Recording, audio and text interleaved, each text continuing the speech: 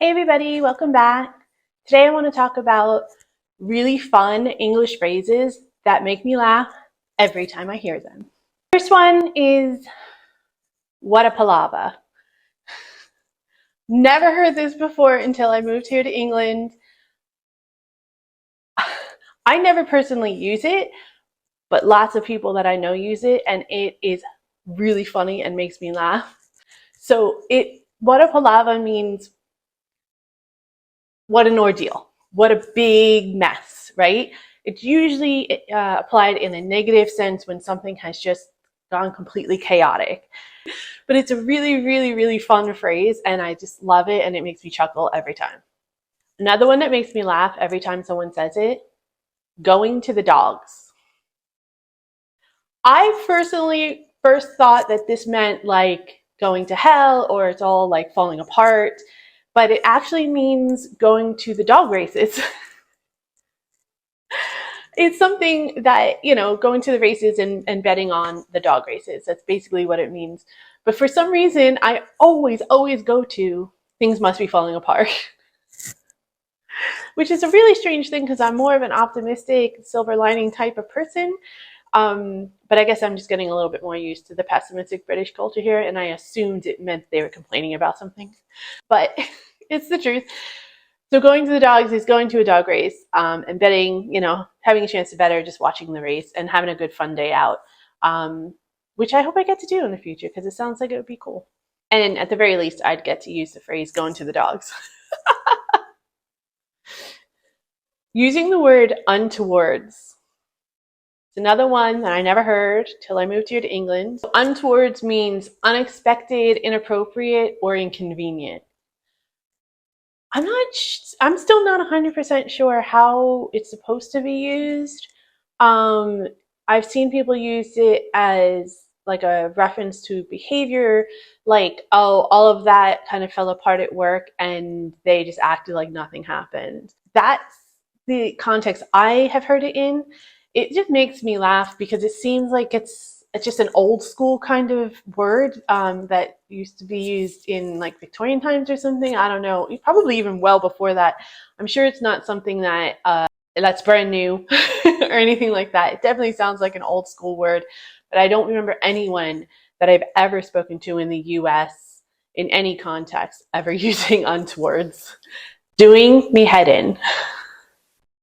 I remember the very first time that I heard it when I first came to England, and I laughed, I think, for a good 2 to 3 minutes, probably even on the floor. I might have been partying a little bit, so that might have helped that situation. But anyways, I remember it being really, really funny to me then, and to be honest, it's still kind of funny to me now. So it means like making me crazy, or you're really frustrating me, right? That's really what it means. You doing me head in. Obviously, I can't do it in a British accent, and even if I did, it would be really awful. I have used it many, many times myself, and I remember there was the very first English phrase that I picked up, and I would say it a lot in American. It would make them laugh as well. So it's just something that I do say it, and it is really, really funny. And I think a lot of people think it's funny and laugh with me. I'm going to say they're laughing with me, but they're probably laughing at me because it sounds really funny in an American accent, but I'll take it. The next one is JUGGON. So JUGGON means, all right, whatever, move along. And I kind of like it better than the like, whatever, and that kind of like just flippant kind of disregard. JUGGON is just, to me, it's just very quintessential English. It's got that kind of tongue-in-cheek, sarcastic tone to it, but it's still like a whatever, I don't care, move on, you don't even exist to me kind of situation, which is really, really indicative of the English culture, at least from my personal experience. I just think it's hilarious. Okay, the next one is also probably from like really, really old English, and it's still used in today's language, but when people say whilst, I can't even say it without laughing. In America, we would say while. Maybe sometimes I've heard it pronounced whilst. That's probably how you actually pronounce it, whilst, now that I think about it. My bad. Sorry about that. But yeah, when people say whilst, again, it's another one of those really old English like terms that is still used in today's vernacular that seems just really strange and out of place to me, especially when you're using a little bit of slang. Everyday language, we're having a conversation, a word like whilst comes into play, and I'm just kind of like, did I just get transported back into time?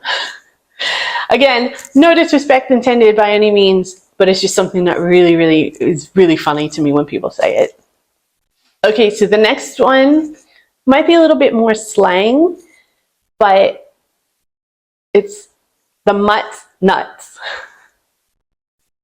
Again, the first time that I was here in England and we were hanging out, partying a little bit, there was one of his friends that used to say this all the time. Or the shortened version, it's the nuts. There was a point where in the evening where he would just get me to say it randomly just because he liked the way I said it. Maybe that's why it's one of my favorite phrases. I don't really use it that much for me, but I love it when other people use it. It makes me laugh and it always takes me back to that day. The mutts nuts means supreme, it's fantastic, it's wonderful, the best, it's at the top of the list. Something that is very good, something that's very positive. So I guess it's because it's a positive meaning and it reminds me of that first time that I came to England and hung out with those people. It just always makes me feel really good inside whenever I hear somebody else say it. The last one I think I love so much because it just puts this image in your head that you can never get out of your head, and it really does make you think of the person that's being representative by it in a very different light instantly. Spitting or dumbing out. So this is basically representing when someone's having a tantrum or someone's just going off on something and just kind of throwing a little bit of a fit, right? Throwing a little tantrum about something. So people will be like, oh, he spit his dummy out about all of that. I mean, he had like a whole big rant and a little bit of a moment about it, right? And it's usually in a negative, and of course you don't ever really hold it against most people unless they're being really obnoxious, like what we call in America Karen. But for the most part, it just just makes you think instantly of like a toddler who's just like, no, I don't want it that way. And that image like stays in my head while they're talking about that person, or while I'm watching that person have this moment, and I'm just like, I laugh at them and I feel really bad about it, but it's because the phrase makes me laugh so much. And I just get that image of them instantly, like almost like you would in a movie where they would be instantly transformed into like a 3-year-old that was like throwing this massive tantrum and like tossing their toy across the room or something like that. It just makes me laugh so much. And I can never ever hear that phrase without thinking of that. In my opinion, the best English phrases that always make me laugh. They always put me in a good mood when I hear them. I hope they did the same for you. And if there's any that I missed, make sure you put them in the comment section below. If you like this content, consider subscribing. If you are already a subscriber, thanks so much. I appreciate it. Maybe consider becoming a member if you don't mind. There's details about that in the description box below. If you don't want to do any of that stuff, totally fine. Thank you for the view. I appreciate that. I appreciate you giving us a shot. And I hope I get to see you again in a future video. Have a good day. Bye, guys.